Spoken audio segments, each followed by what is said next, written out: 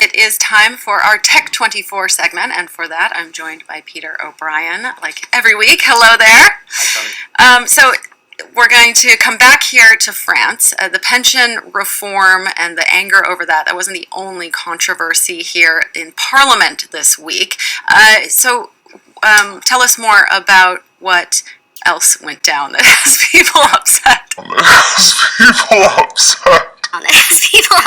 So this has slipped under the radar a little bit in the international press. But it was a big change in terms of surveillance law in France that got passed in French Parliament this week. Even though not many MPs actually turned up to vote in the end on this bill. But yesterday, a bill was passed which essentially means that algorithmic video surveillance, so that's AI-empowered use of cameras to survey crowds and events, sports events, that's now been provided a legal framework in France and has essentially been legalized.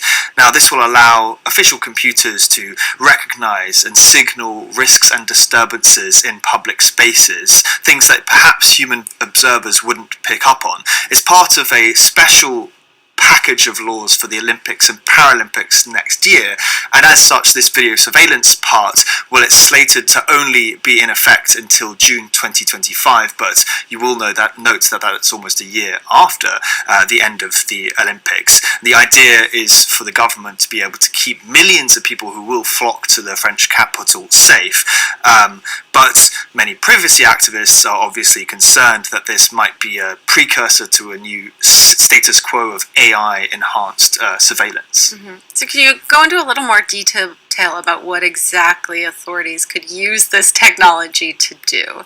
Yeah, so using existing surveillance systems, so notably the 4,000 surveillance cameras around abouts that are in Paris right now, these would essentially send footage to pieces of software, a system of software which can study the movements of people, movements of cars, the surfaces of buildings, and just space in general, and work out if there are any anomalies. It's not just these 4,000 cameras, by the way. Paris is planning to have a new fleet of drones also surveying crowds, and things like unusual crowd movements that could signal the start of a crush, for instance, or something like an abandoned bag that could potentially be a terror threat. These would then be signalled to police or other security services who'd then be able to deal with it.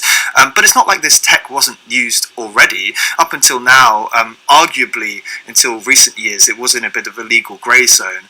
And you do have already some towns in Paris, like Massy to the south of Paris, that already uses this kind of technology to detect, for instance, cars if they're going down the wrong street, and then allow, in this example, police to work out that these cars were all coming from the same company, and then go and speak to that company and tell them your employees are taking the wrong way down the street. So that's one example of how it's used already.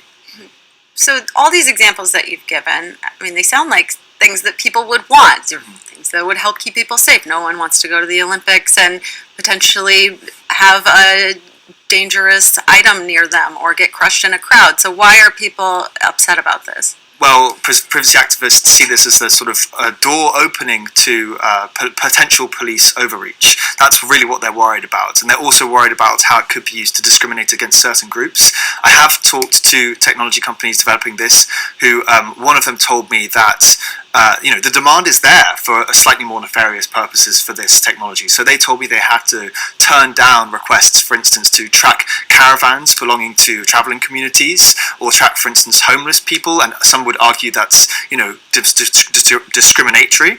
Last week you had around 40 members of the European Parliament signing an open letter to French lawmakers saying that the plan creates a surveillance precedent never before seen in Europe.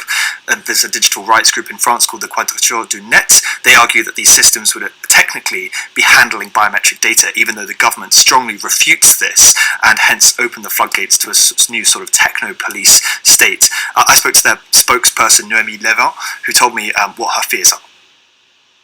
Donc en fait, on donne à la police un pouvoir d'analyse et de contrôle. We're giving the police immense powers of analysis and inspection over us and over our bodies. This law hides this under the pretense of experimentation, the Olympic Games and pseudo-safeguards, which won't mitigate the dangers of the technology. For us, it's the worst technological turning point of the last few years in France, and they've tried to make it silently. Malheureusement, a été assez invisibilisé ces derniers mois en France.